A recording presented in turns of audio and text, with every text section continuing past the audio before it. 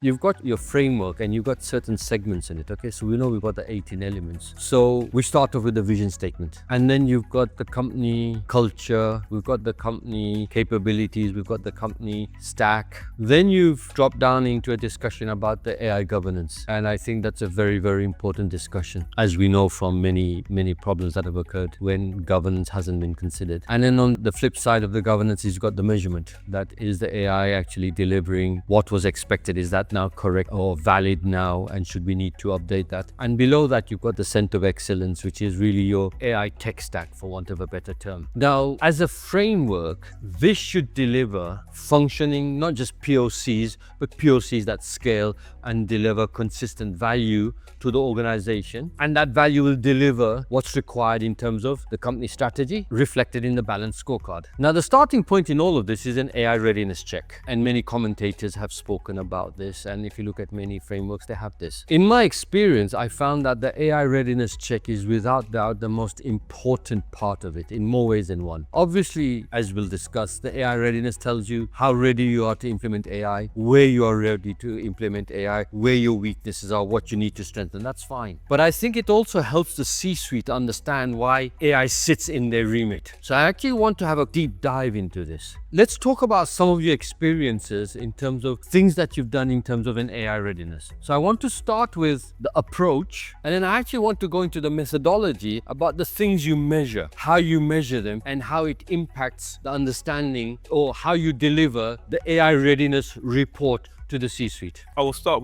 by making a few points. What are the different triggers for the readiness scan? I think this is important to really elaborate and sort of discuss. Sometimes my clients can say to me, look, we have a huge landscape in the company where we believe that AI should be used. We don't have an idea. Can you give us a diagnostic report regarding, where we are? So that is no more than me using my whole framework, going in and then carrying out the as-is assessment, producing a scorecard that then shows them the strengths and weaknesses of their capabilities. But most of the time, the triggers are quite different. I had one client said to me, look, I've got almost, 100 use cases and they are popping up everywhere, but I've got no organizational structure to handle that or to assess them, to prioritize them, to give me the proof of value, right? Can you help me, solve this particular problem? Now, I know that this is an organizational issue and I can look at the operating model and I can make changes, but I need to do some type of diagnostics. So I will use my framework to do a certain level of diagnostics in order to determine,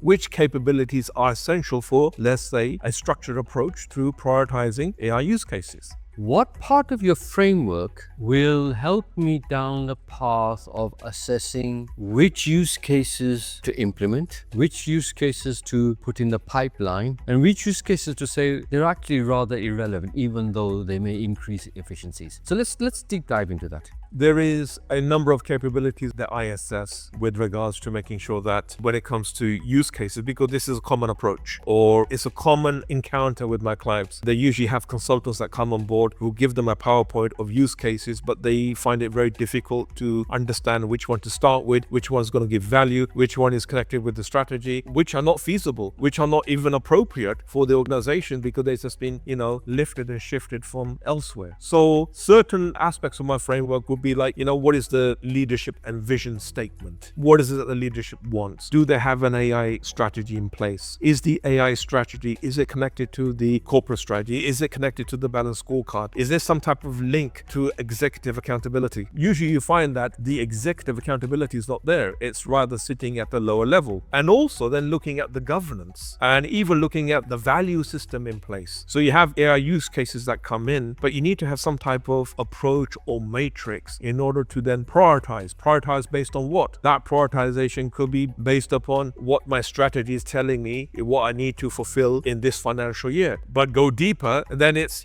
what are my quick wins? Which ones can I do very quickly that can give me the maximum ROI in the shortest possible time?